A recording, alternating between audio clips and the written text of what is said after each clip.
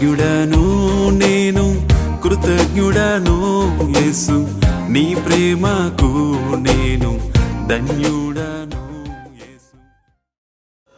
యేసుక్రీస్తు పరిశుద్ధమైన నామములో ఎవ్రీడే విత్ జీసస్ అనే కార్యక్రమాన్ని వీక్షిస్తున్న మా క్రైస్తవ కుటుంబాలందరికీ మా హృదయపూర్వక ధన్యవాదాలు. యెషయా గ్రంథం 61వ అధ్యాయం 1వ వచనాన్ని ఈరోజు ఈ ఉదయకాల సమయంలో ధ్యానం చేసుకోవడానికి ఇష్టపడదాం. ప్రభువగు యెహోవా ఆత్మ నా మీదకు వచ్చుచున్నది, దీనులకు సువార్తమానం ప్రకటించుటకును యెహోవా నన్ను అభిషేకించెను, నలిగిన హృదయం గలవారిని దృఢపరచుటకును, చెరలోనున్న వారికి విడుదలను, బంధింపబడిన వారికి విముక్తిని ప్రకటించుటకును. ఇక్కడ 3 విషయాలు ఉన్నాయి. నలిగిన హృదయం గలవారు, చెరలోనున్న వారికి, బంధింపబడిన వారికి. నలిగిన వారు ఎవరు? ఈరోజు ఈ యొక్క సీజన్లో మనం ఎక్కడెక్కడో గాస్పల్ మీటింగ్స్ చేస్తాం, ఎక్కడో చిన్న మినీ క్రిస్మస్లు చేస్తాం. మనము అక్కడ మాట్లాడాల్సింది ఏంటి తెలుసా? వాళ్ళు నలిగిపోతున్నప్పుడు యేసయ్య నీ జీవితాన్ని కడతాడని చెప్పగలగాలి ప్రియులారా.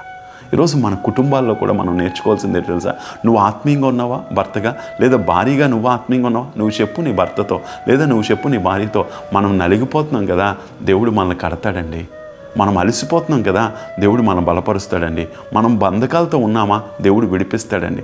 మనం చెరసాల్లో ఉన్నామా, మన బంధకాలను దేవుడు విరగొడతాడండి.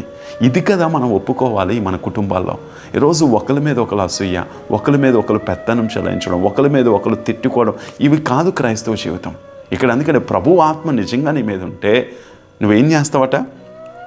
నలిగిన హృదయం గలవారిని, చెరలోనున్న వారిని, బంధింపబడిన వారికి ప్రకటిస్తావు. నలిగిన వారికి విడిపిస్తావు, చెరలో ఉన్న వారికి విడుదలనిస్తావు, బంధింపబడి వారి బంధకాలను తెంపుతావు.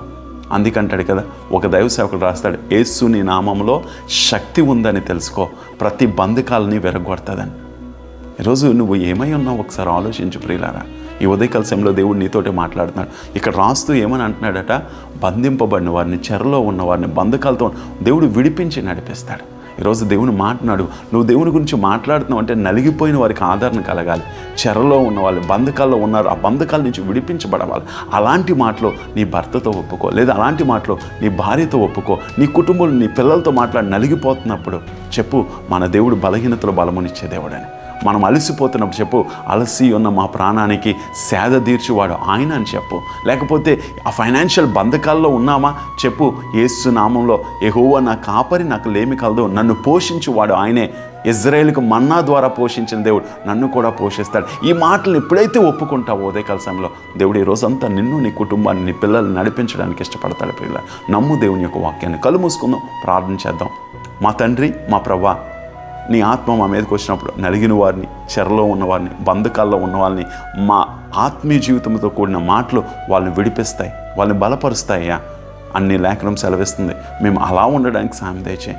ఈ సీజన్లో మేము ఎక్కడ మాట్లాడుతున్నా ప్రజలకి, నలిగిపోతున్న వారికి యేసయ్య బలపరిచే దేవుడు అని చెప్పడానికి మాకు కృప చూపెట్టు. లేకపోతే బంధకాల్లో ఉన్నవారికి యేసయ్య నిన్ను విడిపించడానికి వచ్చాడు అని చెప్పగలిగే కృపను మా అందరికీ దయచేయి.